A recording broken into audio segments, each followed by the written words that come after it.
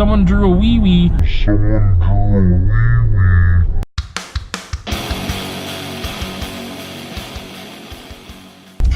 Alright, here we go. Talking about Momo. Mother bird. I wanted to say there's not much to talk about. This really isn't about Momo itself, more of people's reaction to Momo and how ridiculous I think that is. If you don't know, maybe I'll include a link or two of not a video, but like an article or something, so you can check that out in the description. Basically, it's just a real creepy, doll, puppety type thing.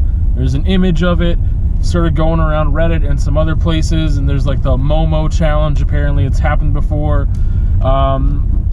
It's done in various ways, but some people are injecting the image into the middle of like children's shows on YouTube and other places.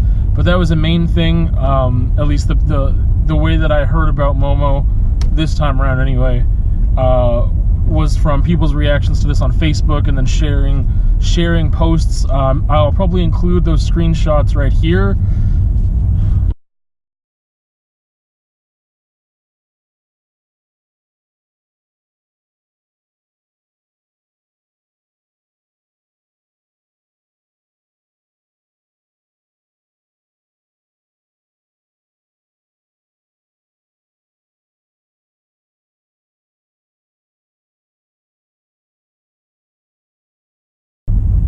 So they were sharing these posts of other people's reactions, and then so the person that was sharing this that I saw on my Facebook, their reaction. Well, let me back up one step. So those screenshots of stuff were saying like, oh, this is the worst. Like Momo's on YouTube Kids shows and telling my kid to kill himself and harm himself and grab weapons and do this and do that, and this is horrible, and this like needs to be stopped, and get your kids off YouTube, and like, yeah, we signed him out right away, or we took away the device, and it was just like all this stuff was blowing up. So this person on Facebook that was sharing these images that I've shared,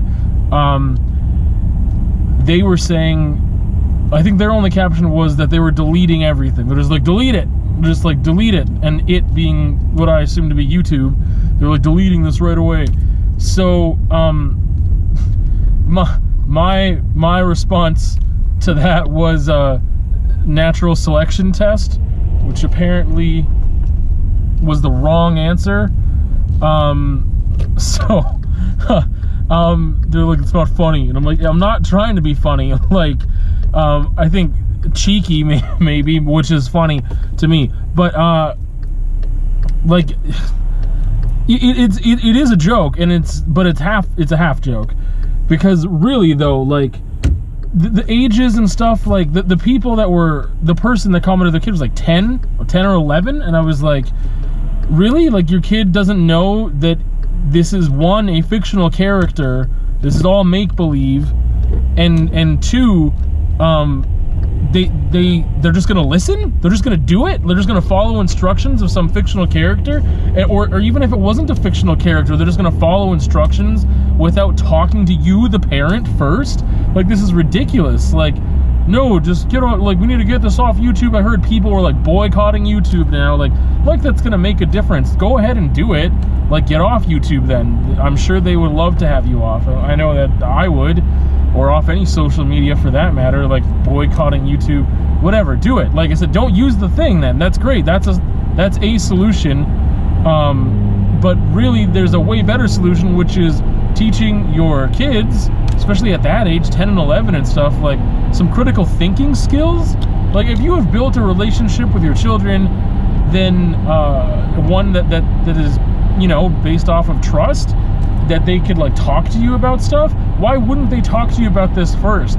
But apparently the concern is like, oh, Momo's telling them to do stuff and they're gonna do it, and like, okay, so then that's where like the half joke comes in. I'm like, that's natural selection time.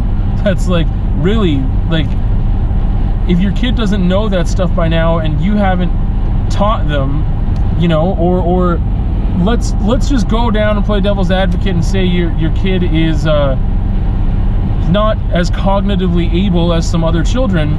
You would know that. Hopefully you would actually know that, and thus could prepare them for things like this as much as you could. I mean, even if your child is not, you know, impaired in any way cognitively that you can measure or that you notice, even then you should have been preparing them to use this type of media, preparing them for, hey, sometimes on YouTube there's some messed up stuff, man.